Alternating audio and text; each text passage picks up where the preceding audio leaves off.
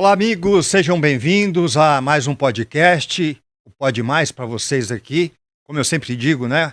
Um podcast bem amplo que aborda vários temas, já abordamos outros em outras ocasiões, e agora um momento propício para falar de política, né? Um momento oportuno e necessário. E nós iniciamos uma sabatina com os principais candidatos, aqueles que estão bem posicionados nas pesquisas, né? Já fizemos com o candidato André Trindade, e hoje eu tenho o prazer de receber aqui o candidato Jorge Roque. Prazer em recebê-lo aqui, Jorge. Seja bem-vindo. Prazer é meu, Igor. Obrigado e parabéns pela iniciativa. Que está faltando debate aqui em Ribeirão Preto, viu, nessas eleições. Pois é, já que você abordou esse tema, né? A gente tem observado uma campanha bem diferente, né? Ela começou bem pacífica, né? Os candidatos se apresentando e depois começa a migrar um pouquinho, né? Para os apontamentos de um, de outro, tal. Mas aquele debate frente a frente a gente não viu ainda, né? E falta isso para o eleitor, né? Conhecer o candidato, saber as propostas, as diferenças, né? Sem dúvida, Igor, porque o programa de TV, você que está nos acompanhando sabe. Aliás, estamos ao vivo, viu? Sim, pois é. Você que está nos acompanhando sabe disso. O programa de TV cabe tudo. Sim. A pessoa pode falar o que quiser, não tem contestação. E nessas eleições veicularam uma mentira muito grande, né? Com apoio, gravando em espaços públicos, o que é proibido pela lei, mas falando desse novo HC, Igor, isso não existe. Isso teria que ter tido previsão no orçamento do governo do estado, teria que ter tido licitação. Esse negócio de começar obras do novo HC em dezembro é uma mentira, uma fake news. E foi veiculada, e como não teve debate, fica fácil de veicular, aí nós temos que desmentir também no programa eleitoral. Mas como que tem essa mentira com o aval do governador? Porque ele fala textualmente, não é uma fala editada, né? Ele fala do lado do candidato, né? É mentira porque não está no orçamento, porque não teve licitação. Ele pode ter a vontade política de fazer. E o dinheiro pode ser verdade, que ele fala. Ele falou que vai destinar 50 milhões. Sim. E o candidato falou que vai destinar 30. Com 80 milhões você não faz o projeto do novo HC. Eu tive lá no HC, conversando com o superintendente e com diversos profissionais. É mais de 1 bilhão para fazer um novo HC daquele e mais 500 milhões de custeio anual. E outra coisa, você tem que contratar profissionais. Sim. Não tem nada disso. Plantaram e agora estão tendo que sustentar. E pior, gravaram dentro do Palácio dos Bandeirantes. É ilegal isso, nós vamos questionar na justiça. Não pode, está usando a estrutura governamental para fins políticos, para fazer campanha política, é proibido por lei. Então isso é uma coisa que eu creio que a imprensa, eu até andei falando com alguns jornalistas, a imprensa deveria investigar para ver o que está acontecendo, o que está por trás dessa história do novo HC. Você vê o tamanho da inconsistência, Igor. O Ricardo prometeu 400 novos leitos. O governador já falou em 200 leitos, então tá mal combinada a coisa, entendeu? Sim. Isso é importante a gente abordar, sim. Certamente o candidato, aceitando nosso convite, será a pauta, com certeza. Nós vamos perguntar do HC, porque é importante, né? Quando ele fala que vai fazer um HC, isso mexe não só com Ribeirão Preto, mas com toda a região, porque Ribeirão Preto recebe pessoas da macro-região, né? Nós estamos fazendo uma campanha baseada em propostas. Quando vem uma coisa desse tipo, nós temos obrigação de debater. Isso não é verdade. Dissemos isso textualmente. Eles entraram com uma representação contra nós, pedindo uma liminar para tirar do ar. Eles sequer alegaram no pedido deles que o que nós estávamos dizendo era mentira, eles não alegaram isso. Alegaram requisitos formais que a gente não cumpriu. Tanto é que o juiz não deferiu a liminar por conta desse motivo, entendeu? Eles considerou que a nossa veiculação era algo da política, o juiz considerou. Nós vamos apresentar no momento oportuno também essas decisões. Mas não é verdade o que eles estão falando. E se fosse, quer dizer, é impossível. Se fosse, tinha que apresentar lá o orçamento do governo do estado. Não é só a palavra, viu? Não é só, por exemplo, ele apresenta o terreno e a verba que ele vai pôr como prefeito e a verba que o governador prometeu textualmente, né? Então parou por aí, não é isso? É impossível você fazer um novo HC sem participação do governo federal. Mas sem falar de outras coisas, tem que estar no orçamento, que é votado na Assembleia Legislativa, não tem nada disso. Então tem essa fase prévia. Depois você tem que abrir licitação. Processo licitatório você tem que fazer primeiro, depois abrir o edital. Então é impossível essas obras começarem em dezembro. É mentira. Não existe. Quando a gente fala de processo licitatório, né, a gente começa a lembrar de outro tema que nós vamos escorrendo aqui ao longo do nosso bate-papo, né? O atual prefeito, né, prometeu viadutos e tudo mais, e nós vimos aí durante a pandemia empresas abandonando o projeto, alegando aumento de preço do aço e tal. Isso até certo ponto a gente entende, né, mas nós tivemos aí 2 ou 3 empresas para terminar aquele viaduto da Mogiana, né? E a alegação é de que os processos licitatórios sempre privilegiam aqueles que oferecem um preço mais barato. E, consequentemente, isso acaba impactando numa qualidade inferior, que pode resultar numa desistência, como foi o caso de 2 empresas que desistiram do viaduto e atrasou também a conclusão desses viadutos. Qual a sua opinião sobre esses processos que desenvolvem esses viadutos, enfim, tudo que foi feito, claro, com o dinheiro do PAC, diga-se de passagem, né?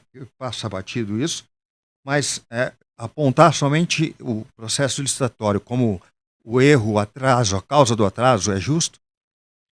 Olha, Igor, na nossa avaliação, bom, primeiro que isso você disse bem, todas essas obras de mobilidade são, quer dizer, para ser preciso e justo, boa parte do recurso dessas obras de mobilidade são do PAC 2, 320 milhões. O PAC 2 da Dilma? Da não, Dilma. Da Dilma. Então, 320 milhões vem do PAC 2, outra parte vem de empréstimos, mas a maior parte é do PAC 2. Quando você fala, desculpa interromper, quando você fala empréstimos, é a contrapartida que o governo municipal tem que dar, não é isso? Não, mas a prefeitura também se endividou para fazer o total das obras. Tem o dinheiro federal e também teve dinheiro de empréstimos. Tem que estar a contrapartida da prefeitura, isso é obrigatório, não é e isso? Também tem a contrapartida, Tá. Mas fora isso eles pegaram dinheiro, investiram o dinheiro do orçamento de Ribeirão e também fizeram um empréstimo para terminar as obras. Alegando que o dinheiro do PAC não era suficiente? Era mais ou menos 320 milhões do PAC e mais ou menos 200 milhões que foi para complementar, para fazer todas as obras de mobilidade. Certo. Agora a gente vê um problema muito grande nessas obras, que foi a falta de diálogo com os interessados. Nós, por exemplo, quando a gente governou Ribeirão, nós tínhamos orçamento participativo, que a população decidia sobre quais obras seriam feitas, quais eram as prioridades. E outra coisa também que a gente vê nessas obras é o problema de execução. Você tem que respeitar a lei de licitações e a lei coloca a questão do menor preço. Uhum. Quem fala que, ao contrário disso, está mentindo, viu? Eu vi também o Ricardo Silva falando que não pode ser pelo menor preço. Isso aí é a lei que estabelece, não é o prefeito. Agora, você também tem critérios lá para você analisar a empresa. Você tem como investigar. Você tem como pesquisar e descobrir se é uma empresa... Sim, ganhou ali o processo, mas vamos ver quem é a empresa. E também exigir requisitos. Sim. Para a empresa se habilitar no processo. Garantias, né? Exatamente. E não foi feito assim. Não teve nem diálogo e nem uma análise profunda sobre todo o processo licitatório. Sim. Então teve problema na execução. E as obras se prolongaram, às vezes, por anos. Era para ter terminado e com 3, 4 contratos, aditamentos de contratos. E algumas que foram feitas e foram refeitas, que é o caso do viaduto Profissionais da Saúde, que foi feito lá com ondulações, e o túnel, que já foi interditado umas 6 ou 7 vezes. Aquele túnel ficou muito ruim. Só passa um carro. Um carro só e outra coisa, um túnel com curva. Eu passo bastante lá, você já vê que está todo carimbado na parede. Então é uma obra que foi muito ruim essa. Executada e entregue às pressas. Ali o processo, o projeto, na verdade, era para 2 pistas. A prefeitura decidiu fazer uma só. Então ali, para mim, é difícil você entender qual que é o sentido. O projeto inicial era 2 pistas? Era 2 pistas. O projeto que veio, porque muitos desses projetos já vêm do governo federal. Tá. Então era para 2 pistas. Então a gente não vê muito sentido naquela obra, né? E custou muito. Nossa, impactou os moradores da região, enfim. Então faltou diálogo e faltou assim, eficiência no planejamento das obras. E quem pagou o preço mais alto nessa falta de diálogo foram os comerciantes, né? Não só do centro, como na 9 de julho, que ainda estão pagando o preço, né? Alguns entrando com ação coletiva e tudo mais. Você acha que Dom Pedro. A Dom Pedro é um caso mais grave ainda pela falta de espaço. Metade lá fechou. E a falta de espaço, né? Para estacionar. Sim, exatamente. Você vê essa necessidade tão grande, falando de transporte público, de corredores de ônibus, né? Isso agiliza realmente a mobilidade na cidade, uma cidade que tem 490 mil carros, né? Que é um absurdo, quase um carro por habitante. Claro que é importante investir no transporte público para diminuir essa carga, esse volume de carros transitando. Eu fiz uma pergunta para o outro candidato, não sei se você é a favor ou não, a sua opinião. Ribeirão Preto já está necessitando de um rodízio, talvez, tanto o volume de carro e de moto, e até aquele corredor azul que é feito em São Paulo, que está funcionando, né? É algo que está no seu plano? Pensa Não, algo eu não assim? vejo necessidade de rodízio. Tá. Corredores de ônibus, eles são bons, desde que bem planejado também. O que eu acho? Tem que ser exclusivo na hora do pico, Sim. só do trânsito. Fora não. E a prefeitura transformou exclusivo durante o dia todo, depois teve que voltar atrás. Sim, colocou como preferencial. Colocou como preferencial, entendeu? Então, quando é assim, a gente é a favor. Agora, você teria que pensar também de forma mais global. Vamos pegar o caso do Dom Pedro. Você não pode deixar sem espaço para estacionar. Não, e não só isso, a Dom Pedro, antes de ter corredor de ônibus, já era uma via de muito perigo, porque é uma via de mão dupla, né? E que não tinha uma faixa separando, assim. Então dependia da perícia dos motoristas para ninguém bater de frente ali. Eu ia chegar nisso, porque ali na nossa... Agora mais apertado? Já tem um projeto da prefeitura, teria que ser mão única. E a Rio Pardo ser a outra mão. Entendeu? E aí você consegue manejar melhor o trânsito, inclusive dos ônibus. Então teria que ter pensado melhor, feito de uma forma mais global, essas mudanças. Viu? Você sendo eleito... Ainda que sejam importantes. Sim. Muitas delas. Você sendo eleito poderia reverter esse processo ou não há mais brecha para mudar o que foi feito? Não, certas coisas dá para mudar. Nós nos comprometemos, aliás, com os comerciantes, né, a revisar o plano de mobilidade. Nós somos a favor de corredores de ônibus, mas dialogado para compatibilizar os interesses, tanto do comércio quanto também dos usuários de transporte público. Nós sempre vamos defender isso. E, como eu disse, dentro de um processo mais amplo, né, de discussão sobre a mobilidade em Ribeirão. A questão da área azul lá no Ipiranga, nós somos contra isso. Não faz sentido, virou a finalidade dela arrecadatória, entendeu? Então, aqui tem que ter também espaço para estacionamento da Dom Pedro, então nós vamos revisar. A alegação é para ter rodízio, para ter mais espaço, isso, né? A gente sabe que hoje virou uma fonte de arrecadação. Então, nós vamos rever o plano de forma dialogada. Com os comerciantes, com os moradores, né? Com os profissionais também, os especialistas na questão da mobilidade urbana. Quando nós governamos, nós fizemos assim, né? Sempre ouvindo, sempre com muito diálogo, tinha o fórum da cidade, tinha um orçamento participativo, governo nos bairros, então funcionou, deu muito certo a prefeitura, porque teve esse diálogo amplo e aí conseguia identificar melhor quais eram os verdadeiros interesses da população. Como é disputar uma eleição numa cidade que é majoritariamente de direita? Sabe que é difícil uma campanha com poucos recursos, como a nossa, frente a campanhas que são milionárias. A gente sempre soube que seria difícil. A gente não desanima com isso não, a gente vai chegar no segundo turno e vai ganhar as eleições. Nós estamos acostumados com as dificuldades.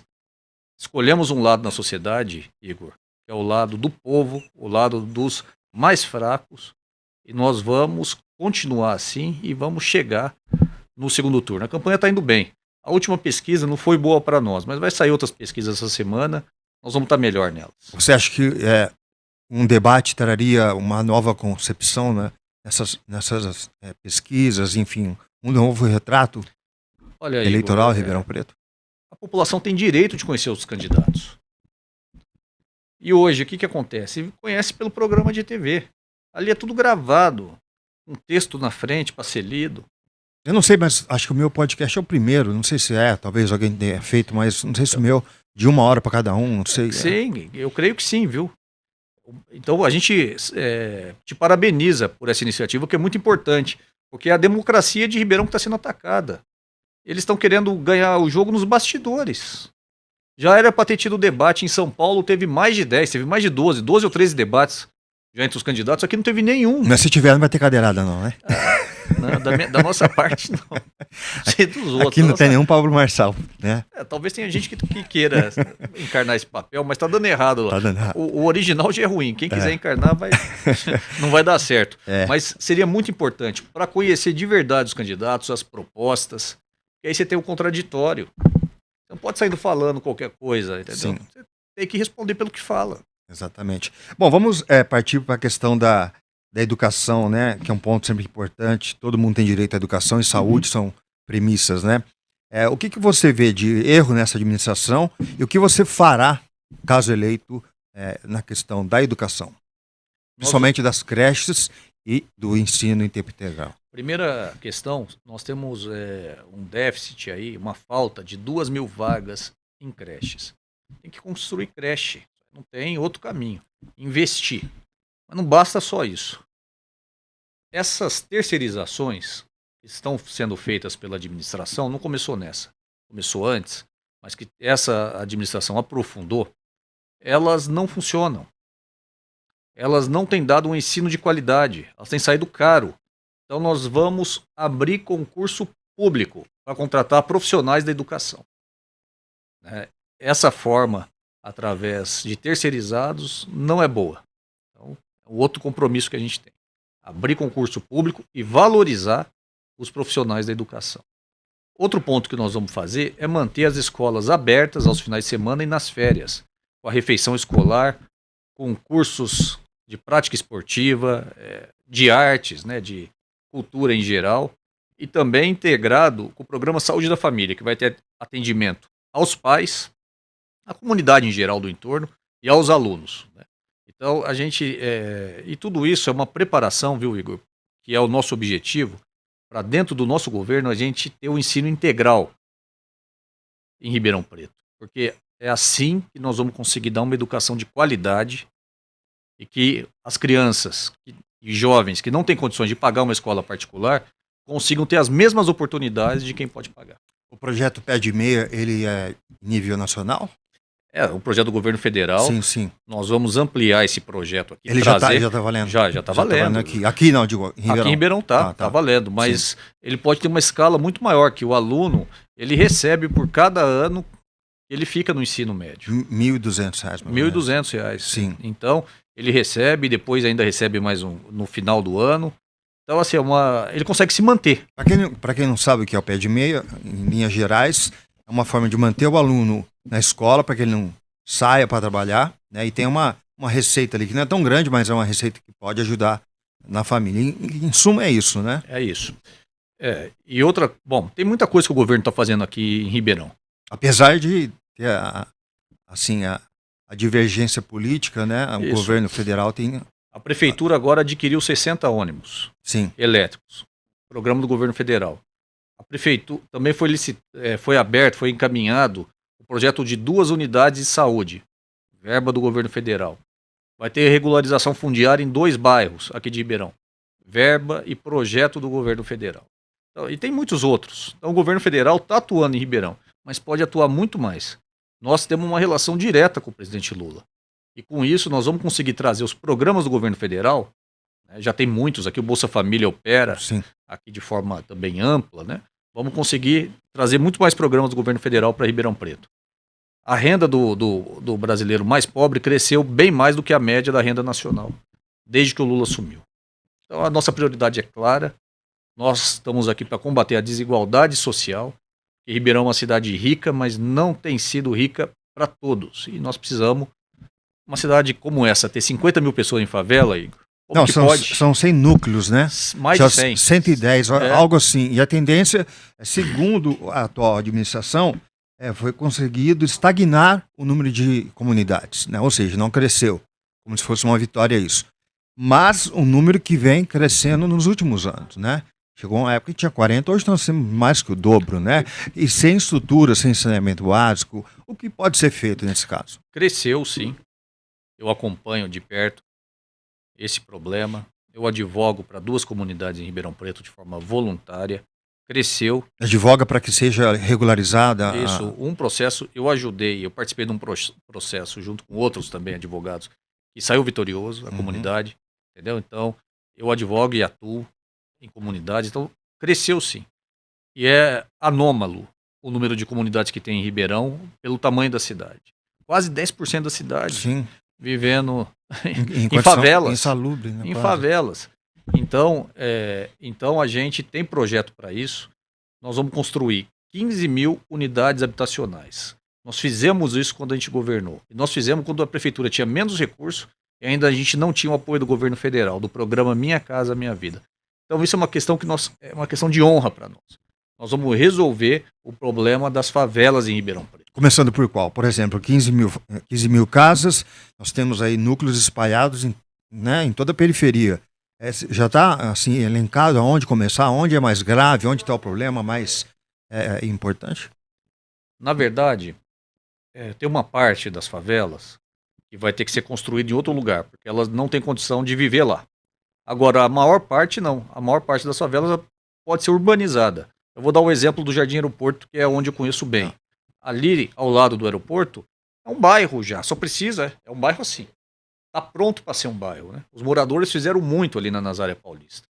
Agora, só precisa do poder público levar saneamento básico, iluminação adequada, água também que falta, entendeu? Organizar a questão das ruas, tem um bairro.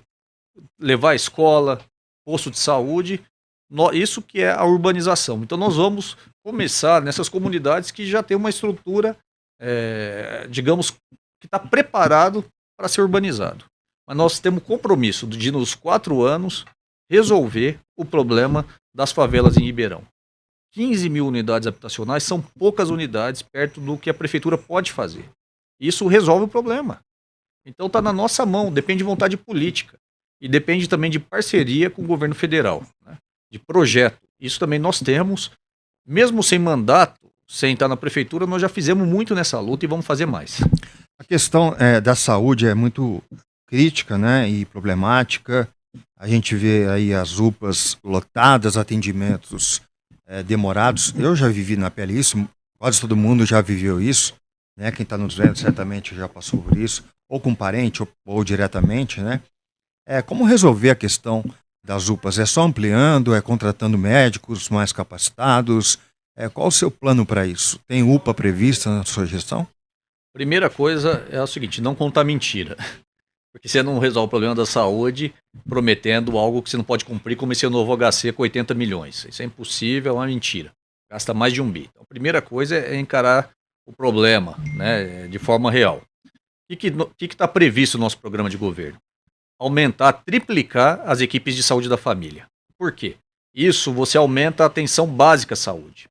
Hoje em Ribeirão, Igor, mais ou menos 50% dos atendimentos se dá no setor de emergência e 20% só na atenção básica. Pelos padrões, pelos estudos, né, deveria ser o contrário. 20% na emergência e 50% na atenção básica. O que sobrecarrega a UPA? O que são as principais doenças que sobrecarregam as UPAs? Diabetes e hipertensão. Isso você resolve na atenção básica, não na UPA. Deveria ser assim, mas não é. Então, com a ampliação das equipes de saúde da família, nós já vamos resolver boa parte dos problemas. As equipes passam de casa em casa, com médico, enfermeiro, agente comunitário de saúde e outros profissionais, acompanham a família ao longo dos anos, né? E consegue dar uma atenção mais qualificada e mais eficiente também, e com custo menor, certo? Esse programa tem em diversas partes do mundo, funciona muito bem, e em Ribeirão já funcionou muito bem. Quando nós governamos, isso foi prioridade, e vai voltar a ser. O governo federal já destinou recursos para 2 UPAs, para 2 unidades de saúde em Ribeirão Preto. Então isso já vai ter mais 2. Sim, já tem local definido? Tem local. Porque o Cristo Redentor virou quase que uma cidade, né? A tendência é aumentar. E a população do Cristo Redentor se beneficia, entre aspas, né, ali do Simeone, né, que é o mais próximo. Como tirar esse gargalo dali? Seria, por exemplo, o Cristo Redentor uma... Tem dois locais, eu não quero citar aqui de cabeça, porque pode mudar alguma coisa? Eu posso me equivocar, né, mas tem 2, já está definido o local. Tá. Eu posso depois trazer essa informação para você colocar, né, para os seus ouvintes, né, para as pessoas que estão nos assistindo. Mas eu trago e caminho ainda hoje essa informação de onde vão... A região, você lembra? Norte, onde é mais salvo engano, carente? uma é no Zara e outra no Flamboyant, mas eu prefiro... Eu prefiro... No Zara hoje nós temos só um postinho, né? Um postinho de saúde. Eu prefiro trazer de forma mais concreta, efetiva, firme essa informação. Outra coisa que nós vamos fazer é abrir concurso para profissionais da saúde. Porque essa questão também das terceirizações na saúde fez muito mal para o atendimento, a qualidade do atendimento, então nós vamos reverter esse processo. É uma espécie de privatização. Nós vamos garantir abertura de concursos e valorização dos profissionais. Mas como você vai fazer isso? Tem recurso para isso. E quando nós governamos, nós conseguimos fazer e vamos fazer de novo agora. A prefeitura nunca arrecadou tanto, viu? Não estou falando só em termos absolutos. O orçamento que de Ribeirão é mais de 5 bi. 5 bilhões. É um orçamento bem. 5 bi, aproximadamente. 5 bilhões. É um belo orçamento, né? Dá para fazer bastante coisa, não? Nunca arrecadou tanto, do ponto de vista até relativo, entendeu? Claro que absolutamente, né, você sempre arrecada mais. Mas nunca arrecadou tanto. Então tem um senhor orçamento, dá para fazer muita coisa na cidade. Agora, tem que ter prioridade. Nós vamos priorizar quem mais precisa de governo. Vamos olhar para a cidade como um todo. Mas temos que, é uma questão de honra para nós, ter emprego de qualidade, ter uma saúde de qualidade, ter uma educação de qualidade, ter moradia digna. Todo mundo em Ribeirão vai ter direito a isso no nosso governo. Porque a gente fala de uma cidade mais plural, né? E a gente vê nitidamente que muitos recursos estão voltados para a Zona Sul, para a Zona Leste, onde eu moro e tal. E a Zona Norte, basicamente, está quase que esquecida, né? Isso é latente, é visível. Então, assim, é escancarado. E esse pessoal precisa disso, de uma atenção maior, né? E o atual governo prometeu algumas coisas, por exemplo, recapeou a Via Norte ali, né? Mas isso é pouco, né? Precisa de mais por ali, né? Muita coisa, muito bairro, muita gente morando por ali, né? Na região do aeroporto, Igor, nós não temos um parque para as pessoas. Eu ia falar, só te interrompendo, é uma coisa que eu cobrei do outro candidato, já faz mais de 12 anos, né? Que aquele parque, antiga Cidade das Crianças, você deve ter frequentado, Sim. Apesar de mais novo que eu e mais novo que o Brás, nós estamos aí, uma diferença de 5 anos, mas ali, eu sei porque eu já andei ali, sem relógio, sem nada, porque eu sabia o risco que eu corria. Ali tem descarte de carro, ali já teve estupro. E ali é um parque quase pronto, porque já tem o asfaltamento que ficou da Cidade das Crianças, né? Aí eu pergunto, será que o pessoal do Jardim Zari e adjacências não merece um parque, como acabou de inaugurar ali, no Pico da UNAERP? Quer dizer, toda hora está inaugurando parque na Zona Sul. Maravilha, perfeito. Mas por que não o Genaro e outros tantos que estão aí há 2 gestões totalmente parados, né? Você tem no seu plano de governo acelerar esse processo? Sem dúvida. Por exemplo, na região do aeroporto, nós vamos transformar na antiga Fiapan, no Parque de Exposições. Aquilo ali é uma vergonha para Ribeirão. No Parque do Povo, um lugar de rearborização que vai ficar aberto de forma permanente para as pessoas daquela região poderem frequentar. Então vai ter um espaço ali para esporte, para lazer e para as pessoas, né, irem lá confraternizar, para fazer churrasco. Por que não? Porque só na Zona Sul. Sim. Então isso é uma coisa que nós vamos deixar lá aberto de forma permanente. Lá no Parque de Exposições vai ser o Parque do Povo. São coisas que tem passado batido, né? Vem governo, sai governo, e a gente fica pensando, poxa, agora quem está prometendo fazer já esteve no governo, né? Soa meio estranho isso, né? Não fez em 8 anos, vai fazer agora nos próximos, né? Pois é. Eu acho que as pessoas precisam comparar os governos também. Quando nós governamos, foi uma transformação muito grande na cidade. O prefeito, o antigo prefeito aqui de Ribeirão Preto, o Antônio Palocci, ele saiu com 85% de aprovação. 85%, a cidade inteira quase aprovou o trabalho dele, porque foi uma transformação muito grande. E vai ser de novo, viu, Igor? Nós viemos aqui para fazer história, para mudar Ribeirão, porque está precisando. Você vê essa crise do meio ambiente. Como que nós vamos resolver esse problema? Tem que ter medida incisiva e nós sabemos como fazer. Você falou do Palocci, teve uma bela gestão, mas depois acabou tendo o nome envolvido em algumas polêmicas, discussões, enfim, e sai um pouco do cenário. Você acha que isso causou essa perda da força da esquerda em Ribeirão Preto? Claro que sim, tem relação. Agora eu falei dele, mencionei, por quê? Porque ele era o governo dessa frente que hoje está conosco. Ele era o representante disso, mas era um conjunto de forças que vai voltar esse conjunto a governar Ribeirão e governar dessa maneira transformadora, com ética, né? Pensando no desenvolvimento, mas também pensando na justiça social e na participação popular. Então são esses os eixos do nosso programa e é isso que a gente vai voltar a fazer aqui na cidade. Nós temos certeza que vai ser um governo transformador, um governo que vai marcar a época em Ribeirão, que está precisando. Se nós, eu estava dizendo, não começarmos a enfrentar o problema do meio ambiente, vai faltar água em Ribeirão, mais do que está faltando, porque já está faltando, em várias partes da cidade já falta, né? Nós precisamos rearborizar a cidade, cuidar do problema da água, né? Da recarga do aquífero, ter mais fiscais também, ambientais. Tem uma série de medidas nessa área que está no nosso programa de governo e que nós vamos realizar de cara, logo que assumir a prefeitura. Eu ia te perguntar justamente sobre isso, a questão do abastecimento, né? A gente tem observado que muitos bairros têm aí falta de água. Claro que nesse momento agora de estiagem isso é compreensível, né? Embora as pessoas também não entendam, não colaborem, né? Vão lá lavar a calçada com a mangueira, não entende um momento crítico da falta d'água. Se falou um tempo atrás de usar a água do Rio Pardo, né? E isso você acha algo plausível, viável, barato, caro, factível, ou é um sonho e tem que usar só o aquífero Guarani e usar com prudência? Primeira coisa é que o uso doméstico da água ele é muito pequeno. O que consome água são as empresas. Entendeu? Então esse uso da água é bom economizar, etc., mas isso tem pouco impacto.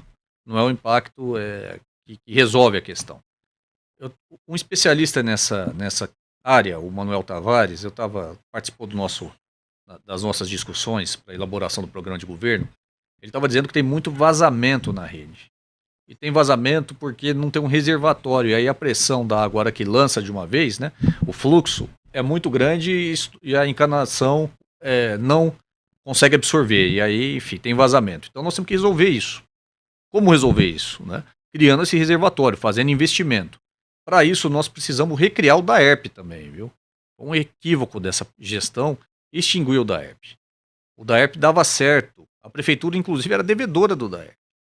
Então, dá segurança, dá estabilidade para essa política da água. Foi só uma mudança de nome, então? Não, transformou numa secretaria. Sim, sim. Transformou numa secretaria. E isso você tira, por exemplo, a autonomia financeira que tinha. A prefeitura devia 200 milhões para o DAERP. O DAERP dava lucro. Não era feito para dar lucro, mas estou dizendo que tinha resultado, tinha receita. As entradas eram maiores que era maior do que a saída, entendeu? Então, assim, era viável, era um empreendimento viável. Agora, com o SAERP a coisa fica mais incerta. Eu sei que está vendendo terrenos do antigo DAERP, nós vamos recriar o DAERP, vamos ter reservatório em Ribeirão Preto e vamos enfrentar esse problema da água. A questão do Rio Pardo é só em último caso. Nós temos que tentar ter água do reuso também para algumas finalidades, sim. Né, da chuva, mas ter áreas de recarga do aquífero. Respeitar o aquífero Guarani, o que também não foi respeitado nesses últimos anos por essa prefeitura. Teve expansão imobiliária em áreas de recarga do aquífero. Isso se a gente quer ter uma cidade boa para viver, né, uma cidade que a gente consiga viver com qualidade de vida, a gente não pode permitir esse tipo de coisa. Tem que fazer escolhas, a sociedade precisa fazer escolhas. E a questão do meio ambiente é imediata, nós temos que ter uma intervenção incisiva nesse sentido. Hoje, você apontaria quais são os grandes déficits na cidade, né? O que Ribeirão Preto deixou de fazer nesses 8 anos? Saúde, tá péssima a situação da saúde. Os agendamentos para lá de ano, para algumas questões. As eletivas, né? Você disse. Cirurgias eletivas. Às vezes 2, 3 anos eu tenho escutado relatos pela cidade. As UPAs sobrecarregadas, as equipes de saúde da família só tem 50 núcleos, não consegue atender a cidade inteira. A saúde está muito ruim. A educação também não está indo bem. Nós temos que virar a chave nisso também, né? Priorizar, melhorar a qualidade do ensino e dar as condições necessárias para isso. A questão da habitação é outro ponto crucial, porque 50 mil pessoas em favela numa cidade como Ribeirão não tem cabimento. Né? Por fim, a questão do meio ambiente. Isso também tem que ser enfrentado, não é para amanhã, não. É imediato.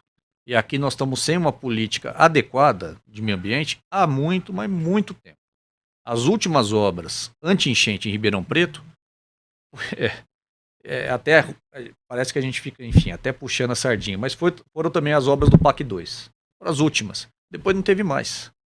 Boa parte dessas obras, das grandes obras em Ribeirão, foram tudo obras do governo federal durante os governos liderados pelo Partido dos Trabalhadores. Sem contar também que nós temos um déficit de arborização enorme, né? Ribeirão Preto é uma cidade que não tem árvore. Aqui nós temos um calor insuportável, né?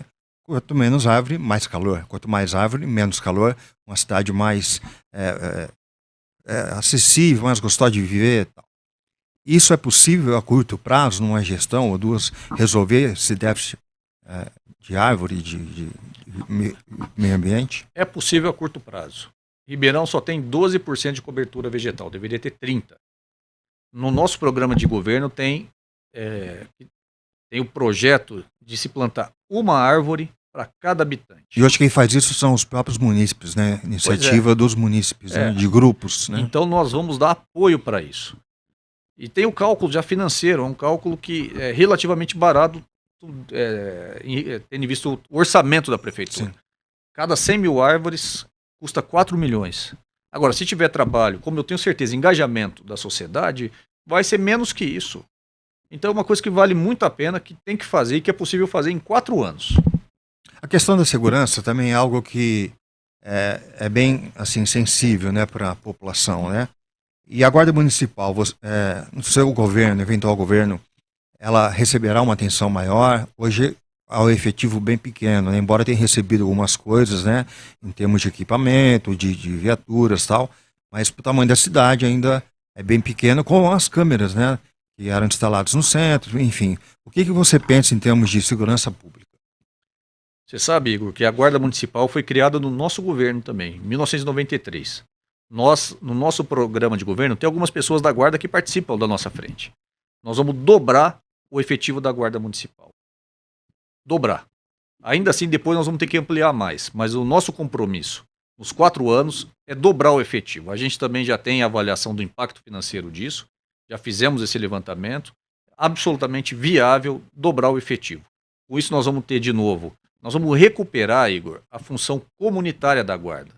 A Guarda na escola, nos postos de saúde, para que os alunos, os professores desenvolvam suas atividades em paz, em segurança, para que os médicos, para que os pacientes também possam ser atendidos em paz, né, nos postos de saúde, nas UPAs, nas UBSs, nos hospitais. Então nós vamos dobrar o efetivo da Guarda, isso é um compromisso que nós estabelecemos depois de muita discussão. Nós tivemos, Igor, 23 grupos de trabalho para construir o nosso programa de governo.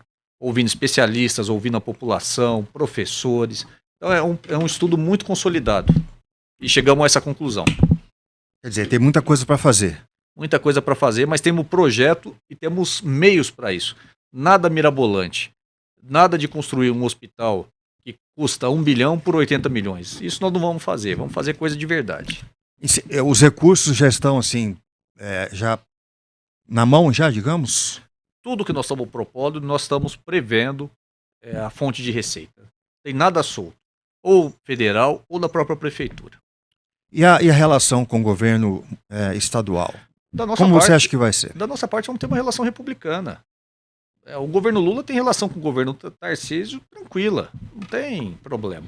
Uma coisa, eu diverjo do governo Tarcísio, quero até falar um ponto, foi importante tocar nisso. O que aconteceu em Ribeirão passou no Fantástico ontem. É um absurdo. A agressão dos policiais a uma adega lá no Parque Ribeirão. Eu repudio essa atitude da Polícia Militar. Isso, eu tenho certeza que a maioria dos policiais militares não concorda com esse tipo de atitude. Não, deve estar envergonhados pelos próprios colegas, né? Tenho certeza que não. Agora, por que acontece isso? O governo Tarcísio está incentivando esse tipo de prática. Então nós não podemos admitir isso. Eu quero deixar minha solidariedade às pessoas que foram agredidas lá de forma covarde. Porque é uma maneira covarde. Policiais armados agredir pessoas que estão lá confraternizando. Não, mulheres e crianças. Mulheres, crianças. Então, assim, nós vamos ter uma relação civilizada com o governo Tarcísio. Mas temos oposição, e isso é o debate político. Essa autorização para agredir, para matar que ele deu, isso é ruim para a própria polícia e muito pior para a sociedade. A privatização da água, que é outro ponto, da Sabesp, nós não vamos deixar acontecer aqui em Ribeirão Preto. E o senhor Rafael Silva, deputado, pai do candidato Ricardo Silva, votou a favor da privatização da água. Isso vai deixar o serviço mais caro e de pior qualidade. Então nós temos visões opostas. Sim, de mundo, do que deve ser feito, da inclusão social, mas do ponto de vista institucional, vamos ter uma relação civilizada de cooperação. Da nossa parte não vai ter problema nenhum. Bom, o seu governo é composto de uma frente, né, que envolve o PCdoB, o Partido Verde, o PSOL, me ajuda a lembrar aqui.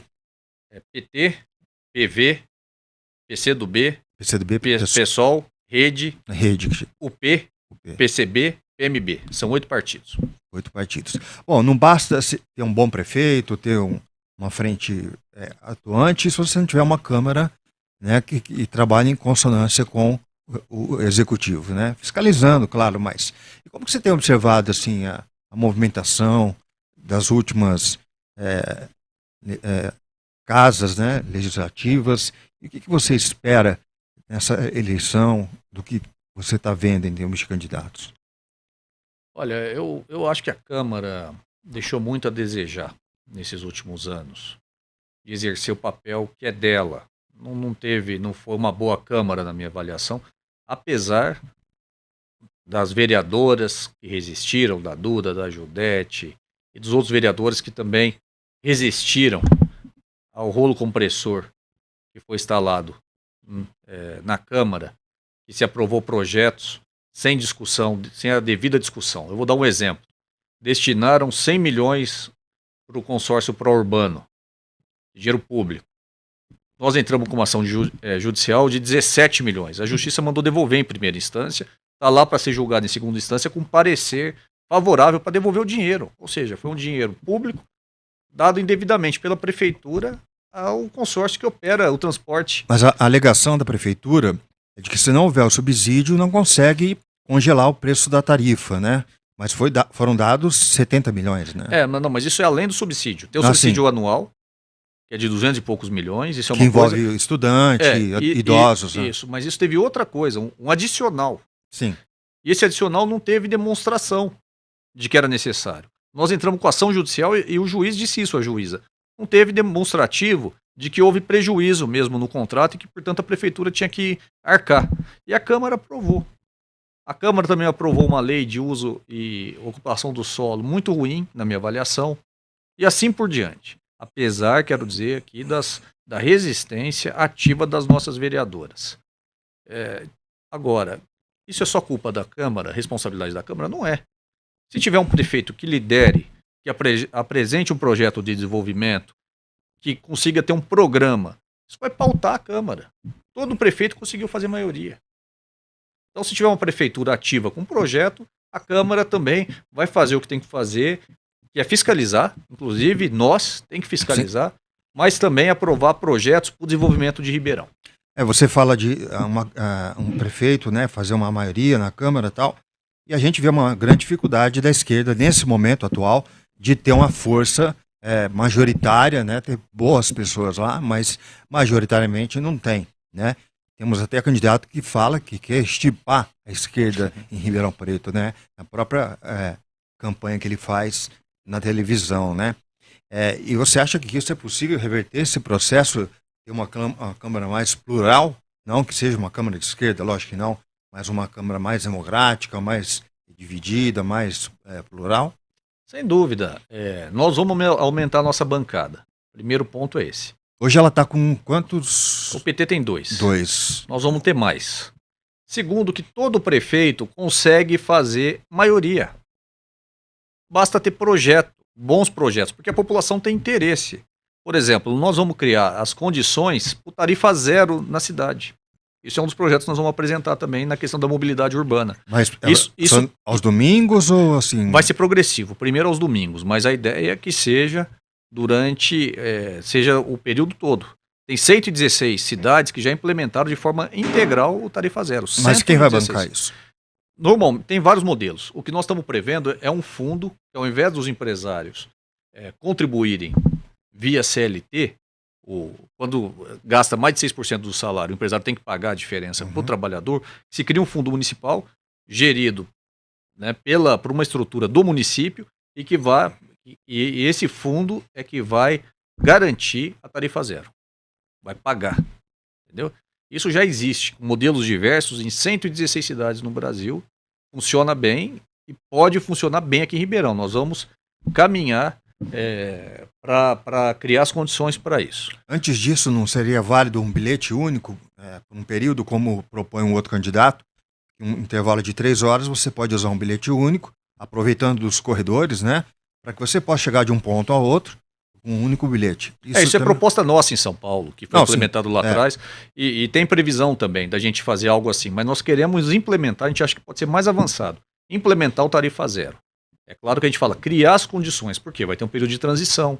Por exemplo, começar aos sábados ou aos domingos, porque isso você aumenta o comércio no centro e você democratiza a cidade. Você amplia a atividade econômica. Eu quero falar até de outro projeto que nós estamos criando, que é um projeto do empreendedorismo, né, para pessoas de baixa renda, que é o Polo Digital. É um projeto que vai dar mentoria, um capital para jovens desenvolverem games, aplicativos, e a prefeitura vai adquirir esses games, né, esses aplicativos, no que for adequado para ela, tá certo? No que não for, ela vai difundir, vai ajudar a divulgar. Então, enfim, eu acho que com projetos assim, nós vamos ter uma relação tranquila com a Câmara Municipal. Bom, digamos que Roque seja eleito no dia 1º de janeiro, qual vai ser a sua primeira atitude, a sua primeira tomada de decisão? Apresentar um pacote emergencial de medidas relacionadas ao meio ambiente, isso é urgente, à habitação, também não pode esperar, à saúde e à educação. Nós já temos as medidas elencadas. Vamos anunciar no primeiro dia. Medidas de urgência. Medidas de urgência. Que envolve o que você já falou aqui ou outras coisas? Que envolve isso, tem outros elementos também. Nosso programa de governo ficou um livro, mas eu falei um pouco aqui o principal. Certo. E você poderia divulgar algo mais ou Claro. ainda depende? Não, claro, a gente pode divulgar. Na questão do meio ambiente, nós estamos pensando também, além das coisas que eu falei, da rearborização, Sim. nós temos que tornar a cidade mais porosa, entendeu? Tem o conceito de cidade esponja, então isso é uma questão que tem investimento relativamente pequeno, é uma questão também que está nessas medidas Para emergenciais. evitar enchentes, né? E também para Sim, ter sim. recarga Sim, do aquífero sim. e do Rio Pardo. O Rio Pardo também está secando, viu? Não é só o aquífero Guarani, não.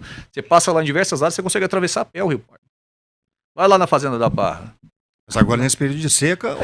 mas esse período de seca até o Solimões está quase... Não, então, pois é, mas isso é atípico. Sim, isso é atípico. Sim. Você tem que reverter o processo. Sim. Porque a coisa é séria, entendeu? Então tem esse tipo de medida.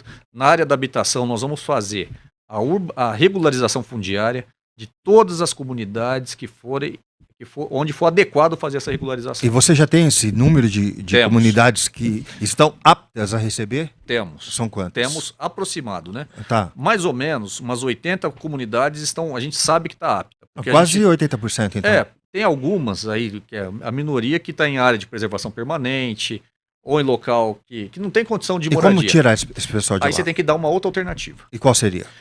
Habitação. Habitação em outro local. Então, e tem esse local já? Aí a prefeitura tem. Sim. Tem terrenos aqui que são municipais que pode ser construído casas. Quando a gente governou, a gente fez isso. Onde não dava para urbanizar as favelas, Sim. e muitos locais aqui nós que urbanizamos. Parque Ribeirão, Jardim Progresso, Branca Salles, Antônio Palocci, aquele complexo Ribeirão Verde e assim por diante. Muitos mesmo bairros Certo. aqui. Onde não tinha condição de ficar, arrumava outro lugar com diálogo e com moradia digna. Uma coisa que nós estamos comprometidos, que nós não vamos fazer, é tirar à força as pessoas das suas casas, para jogá-las nas ruas. Isso nós não vamos fazer. Não vamos fazer. A questão do aeroporto, né, que foi debatida durante vários anos aí, está na pauta também, né, do seu governo, ampliação para o aeroporto internacional. E uma outra pergunta que o nosso tempo já está esvairindo aí. Ribeirão Preto é uma cidade que tem vocação comercial e peca muito por não ser uma cidade com vocação industrial, né? Embora tenha lá um parque industrial e tudo mais, eu que costumo frequentar o ambiente automotivo, a gente observa montadoras buscando cidades onde oferecem condições favoráveis, né? Monta lá em Sorocaba, monta ali e tal. E Ribeirão não tem essa vocação industrial? Tá. São duas perguntas. Você me perguntou primeiro do aeroporto. Sim. Eu estudei o projeto porque eu sou advogado da comunidade do lado. Tá. Essa questão da internacionalização do aeroporto não é real também. Foi outro HC aí que criaram para propaganda. Você acha que não vai ter aeroporto internacional aí, não? Ali não. Teria que ser em outro lugar. Teria que ser em outro lugar. E eu vou te falar o motivo. É simples. A desapropriação que você teria que realizar para ter o aeroporto internacional ali é gigante. Até porque grande. muita gente começou a ocupar aquele local ali sabendo que haveria uma... Mas mesmo quem eventual. estava antes, Sim, você tem que desocupar ali boa parte daquela região, de acordo com o projeto. E é inviável economicamente, entendeu? Não faz sentido. Tá. Então, não vai acontecer. É mais fácil fazer um novo em outro local, é isso? Essa internacionalização não vai acontecer ali. Não aconteceu até hoje e não vai acontecer. E onde seria o ideal? Você já pensou nisso? Não, tem projetos, né? A gente pensou, quando governamos, tinha indo para Cajuru, tinha uma área lá. E a gente fez até o projeto. Mas isso é uma questão que tem que discutir com o setor, tem que ver a questão também das vias. Aí tem que.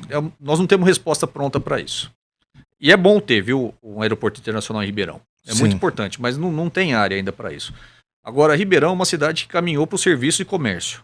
Sim, historicamente. Só que desde que a internet começou a ampliar muito o comércio digital, o e-commerce, né? Caiu muito a receita de Ribeirão. E vai cair cada vez mais, viu, nesse sentido. Certo. Por conta disso. Então, Ribeirão tem que ter uma saída industrial. O que nós estamos apresentando? O polo do hidrogênio verde. Em Curitiba, em Fortaleza, já foram investidos 170 bilhões no polo de lá. Vai se tornar um dos lugares mais importantes do mundo do ponto de vista da energia, da produção de energia. E nós aqui apresentamos um projeto consistente, que a gente já estava trabalhando nele há mais de um ano, nem era para eleição, né? Aqui nós temos todas as condições para instalar em Ribeirão Preto um polo de hidrogênio verde. E nós vamos fazer isso. E como... já temos apoio do governo... desculpa, Igor. Não, desculpa. Já temos apoio do governo federal. Já temos diálogo avançado com o setor, com os trabalhadores também. Então nós vamos trazer para Ribeirão Preto o polo do hidrogênio verde. Isso impactaria no etanol?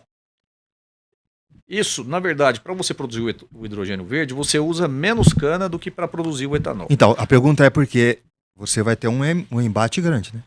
Sempre, mas assim, você não muda, você não faz omelete sem quebrar ovos, né? Nunca faz. Você vai ter um embate grande, porque a gente fala até, por exemplo, os carros elétricos não devem durar muito, uma vez que o hidrogênio está já em desenvolvimento em grandes países da Europa, né? E é uma disputa, né? Cada vez surgem novas coisas e outras vão ficando para trás, né? É inevitável. E todo mundo já sabe que é inevitável. Agora, ou se dá o passo, ou a região vai ter um período de declínio de novo.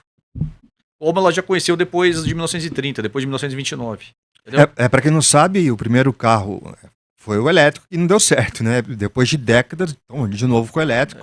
E a tendência também não dá certo a médio prazo, né? Vai ser carro de nicho, poucos carros circulando. Exatamente, está refluindo já. A BYD está com um estoque parado de mais de dezenas, centenas de carros, porque teve um boom no início e depois parou pela falta de carregadores e outros fatores mais, né? Do ponto de vista ambiental também ele é problemático. Sim. Porque as baterias são feitas com minérios não renováveis. Então ele não é tão ecológico assim.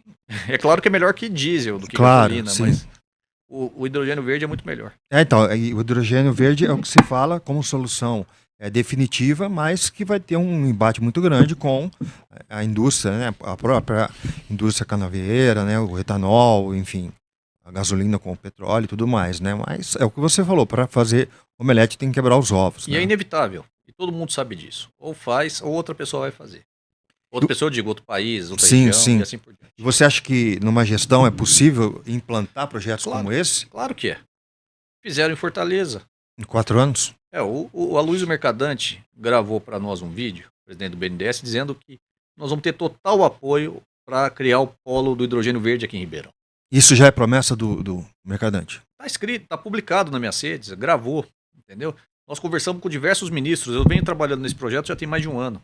Sim. Então, nós vamos ter apoio total do governo federal para ter os investimentos necessários. O investimento inicial não é tão grande e você atrai muito capital internacional também, a fundo perdido até, por conta do crédito carbono. Porque nós vamos pensar esse projeto, viu, Igor, como um projeto também de soberania nacional, com tecnologia nacional. A USP está pesquisando, outras universidades brasileiras, a Unesp, o FRJ, diversas universidades estão pesquisando tecnologias distintas para o hidrogênio verde. Tem que ser tecnologia nacional, isso é um problema de soberania para nós também, além de desenvolvimento. No seu plano tem 4 frentes, né? 4 pontos marcantes, né? Você subdividiu, né? Você poderia resumir o que é esse conceito? Claro. Tem a questão do hidrogênio, do polo do hidrogênio verde. Você está falando das medidas emergenciais? Sim, não, você colocou 4 pontos aqui no seu plano, né? Até a assessoria me passou aqui. Tá, sim, é o polo do hidrogênio verde, que é isso que eu acabei de falar. Nós vamos ter vamos trazer aqui a infraestrutura para se instalar uma planta do hidrogênio verde, toda a cadeia para produzi-lo, que é uma cadeia muito tecnológica. A questão do polo digital, que é o empreendedorismo para jovens de baixa renda.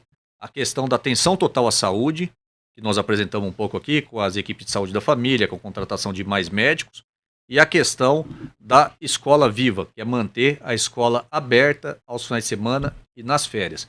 Esses 4 pontos nós apresentamos como centrais o nosso programa de governo. É que você chama de eixo, é isso, a palavra que eu estava buscando aqui. Exatamente. É o eixo 1, o eixo 2, o eixo 3 isso. E o eixo 4. Eu vi que o eixo 3 aqui está bem recheado, né? É o maior. Exatamente. É o maior e mais complexo, né? Isso. Garantia de direitos e políticas sociais. Esse é bem. É a nossa marca. Onde a Frente Popular governa, nós fazemos distribuição de renda por meio de política pública. Por meio de melhora na saúde, na educação, na política de habitação, de cultura, que a gente não falou aqui hoje. Então, mas podemos falar, nós temos 5 minutos ainda. Eu ia te perguntar sobre isso. Nós vamos recriar a Secretaria da Cultura com um orçamento digno. Fomos nós também que criamos a Feira do Livro. Aliás, muita coisa a gente fez na cidade. Fomos nós que criamos os centros culturais nas periferias que depois foram fechados. As bibliotecas nas periferias tinha mais de 80, que a maioria tem menos de 10 hoje, foram fechadas. O Museu do Café está parado há muito tempo.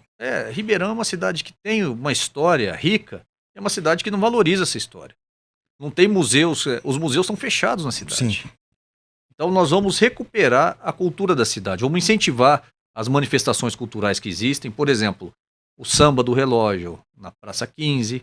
Na periferia nós temos, eu estou andando muito, então tem samba, tem funk, tem hip hop, tem de tudo em Ribeirão.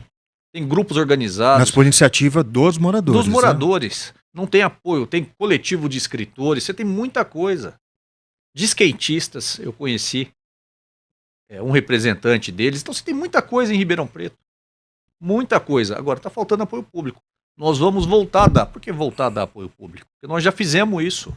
Por isso que a gente tem tranquilidade para falar. Nós já fizemos e vamos voltar a fazer. Roque, eu vou te dar mais 2 minutos para suas considerações finais. Você pode ficar à vontade para falar direto com o seu eleitor. Né? Estamos chegando próximo à eleição aí, dia 6 está batendo na porta já, né? O espaço aberto para você falar um pouco mais. Primeiro, Igor, quero te parabenizar por essa iniciativa, porque é muito importante. E eu quero cumprimentar também todo mundo que está nos acompanhando. Está faltando debate em Ribeirão Preto. É uma escolha muito séria, essa que nós vamos fazer agora no dia 6. Eu peço para você pensar melhor, pesquisar o histórico dos candidatos, o que já fez, de fato, né, o que já contribuiu com a sociedade. E qual que é o projeto que pretende aí realizar na cidade. Nós temos um projeto de inclusão social, um projeto de desenvolvimento econômico, um projeto de participação popular. Os 3 projetos que estão colocados aí, os principais, já foram testados. Um é o do atual prefeito, o outro também já foi testado, do PSD, e tem um nosso, que também já foi testado. E que teve muito êxito em Ribeirão Preto. Nós vamos fazer um projeto que preserve o meio ambiente, que garanta o desenvolvimento sustentável. Um projeto que vai ter muita, mas muita participação com o governo nos bairros, viu, Igor? Era outra iniciativa que nós tínhamos. O prefeito ia todo mês em um bairro diferente, com secretários, ouvia a população e já tomava as medidas. O orçamento participativo, que também foi iniciativa nossa, que nós vamos de novo trazer de volta. Inclusive o orçamento participativo nas escolas, que já existiu também. Tem uma série de políticas públicas que foram abandonadas em Ribeirão. Falei das bibliotecas, nas periferias. Nós vamos também reativar tudo isso. E dá para fazer muito mais atualmente, porque tem mais recurso a cidade. Nós temos recursos suficientes para ter uma cidade que seja boa para todos. E hoje não é. Hoje é uma cidade que tem 50 mil pessoas vivendo em favela, com esgoto a céu aberto. Isso nós não vamos deixar acontecer. Nós vamos acabar com esse problema, vamos resolver esse problema. Então nós temos um projeto de civilização de Ribeirão e de desenvolvimento.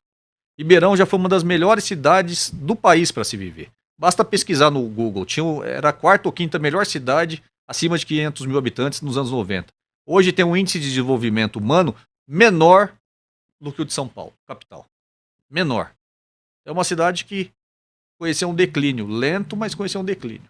Nós vamos mudar essa curva e fazer de Ribeirão, de novo, trazer para Ribeirão o potencial que ela tem. Esse que é o nosso projeto, por isso que a gente conta com você, pede o seu voto, pede para pesquisar, votar sem preconceito. se criou muita confusão no país nesses últimos anos. Analisa de fato o que é feito. E nós vamos ter apoio do governo Lula aqui para fazer a transformação necessária. Então sabemos o que fazer e contamos com o seu voto. Jorge, obrigado pela sua participação aqui, tá?